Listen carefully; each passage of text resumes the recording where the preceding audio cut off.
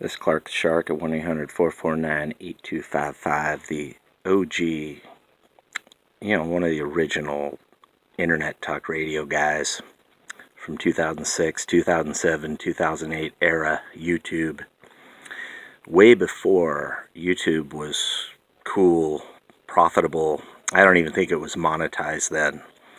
When it did get monetized, I was one of the first guys to do it and making money, and then YouTube figured out I'm like Republican/conservative and banned my channels and all my monetization long ago, before H.A. Goodman, Styx Hexenheimer, the Next News Network, or any of that.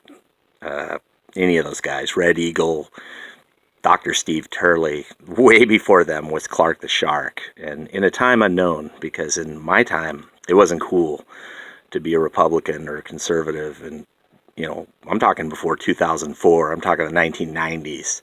There's just Hush Bimbo, Hannity, and a couple others, and me.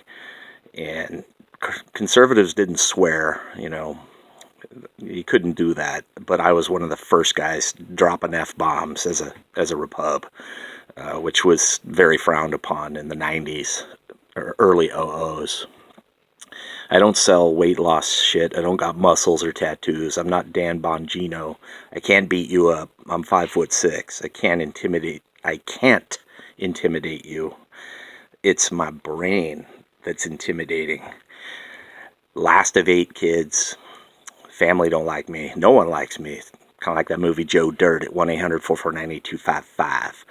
You're going to get the real earth reality from Clark the Shark. And a lot of you out there know it because you've read the rightwingwacko.com. You know the blog. You know the music from Greenhouse Effect. You know the story of Clark the Shark from long ago.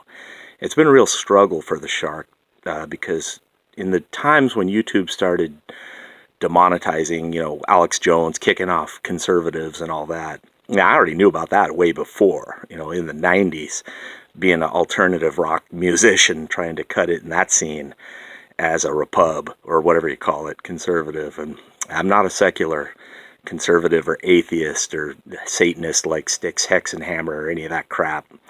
Real Christian believer or whatever, believes in God. That's me, Clark the Shark at 1-800-449-8255.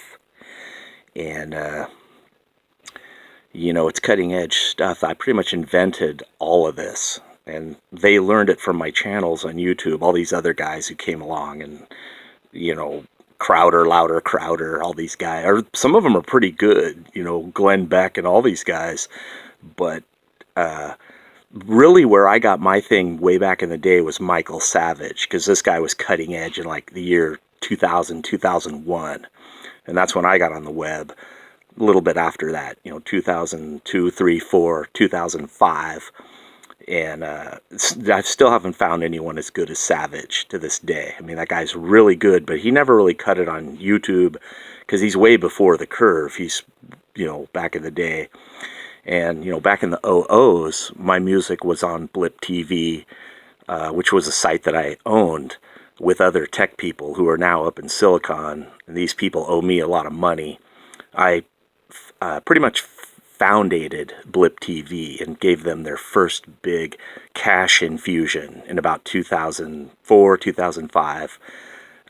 Was pretty much one of the guys on the board, but they never really talk about, Clark the Shark, and that's how all of you saw the Greenhouse Effect back in the 00's.